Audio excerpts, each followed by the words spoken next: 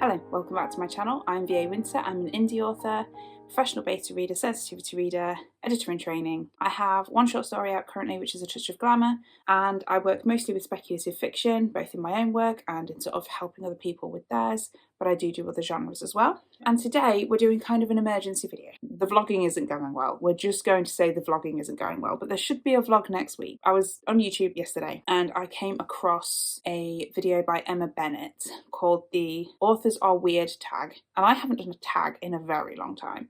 And I miss the old days of blogging where we used to do tags. So this tag, I just thought, you know what, this would be a really fun video just to film. I've got the questions. The questions will be down in the description box for anybody else who wants to do this tag. I will also link Emma Bennett's YouTube channel and her video down below. So we'll just dive into the questions. The first question is, do you have any bizarre internet searches? And if so, what's the weirdest? I feel like all of my internet searches are bizarre. Most recently, I've been researching some criminal stuff. We'll just put it that way for Scribe of Secrets and Shadows, because it's Sherlock Holmes, it's crime in the 19th century. I researched so many strange things for fantasy novels, like the effects of different ways of hurting people and histories of strange creatures, lots of witch trial stuff.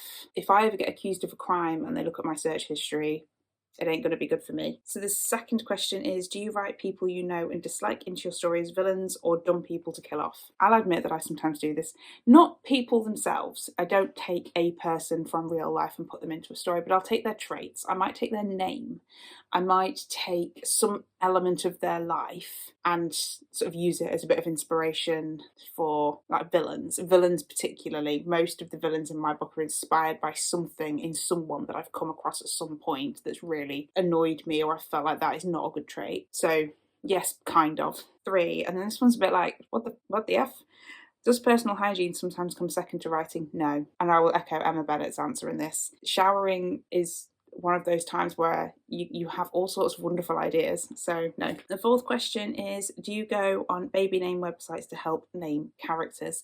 Yes, I do this. I struggle a lot with naming characters. I struggle a lot with naming everything because there's so much choice, and I always like to find something that's like a little unusual. I suppose maybe because I write fantasy and I write speculative, so generally speaking, I'm not writing in the contemporary world. So sometimes, like if you're writing a high fantasy, like calling someone Sarah, doesn't exactly fit the vibe. So I tend to go on baby name websites, because I suppose that's where the names are, and look at meanings of names. I like to sort of think about who the character is and then match a name. I think it really helps me with characterization, and I just like to know that the name fits the character and means something. The fifth question is, do you have a list of actors and actresses that would play your characters in an adaptation?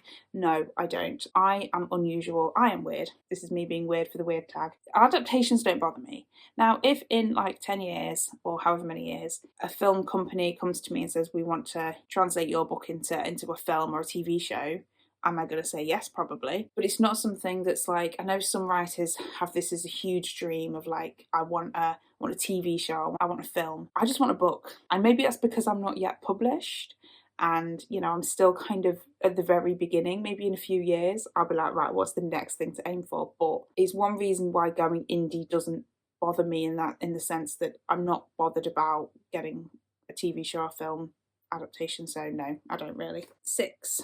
Have you ever stared at a stranger because they look like one of your characters?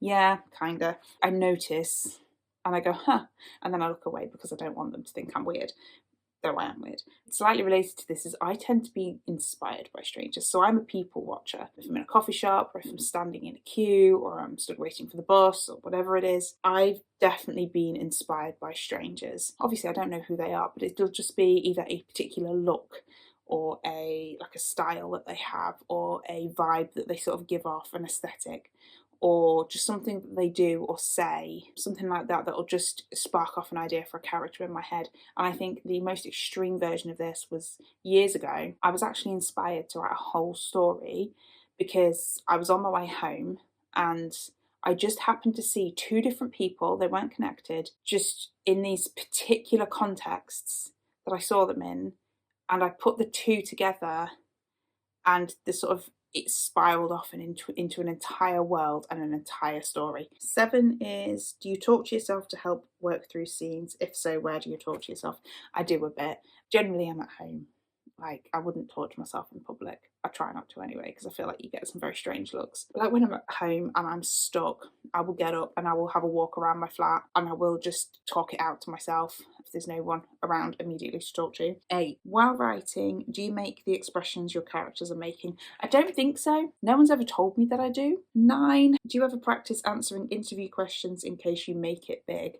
No, because making it big terrifies me. Like the idea of being like Rebecca Yarros level of fame is terrifying, and it would be wonderful, like, to have that many millions of people waiting on your next book, but also the pressure that must come with, and then the having to talk in front of hundreds of people. The idea of doing an interview at all terrifies me a little bit, so no.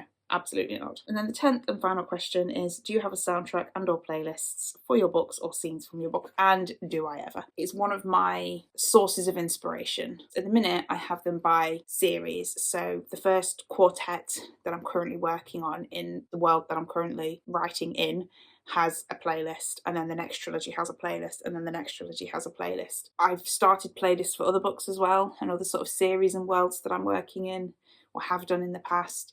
So yeah, I'm a huge fan of making playlists and soundtracks. They're all songs that are connected to the story in some way. It is like a soundtrack because I can kind of see the scenes unfolding in my head, and music is one of the places I go to when I'm stuck, to try and jolt some sort of imagery in my head. I'm very image based in my head. That is the tag. This is the side of tags I don't like, is the actual tagging of people. So if you've seen this video and you want to do it, even if you just want to answer these questions down in the comments, please do. I'm always interested to know other people's take on things. If you liked this video, hit like. If you want to see more, subscribe, and I will see you next time with another video.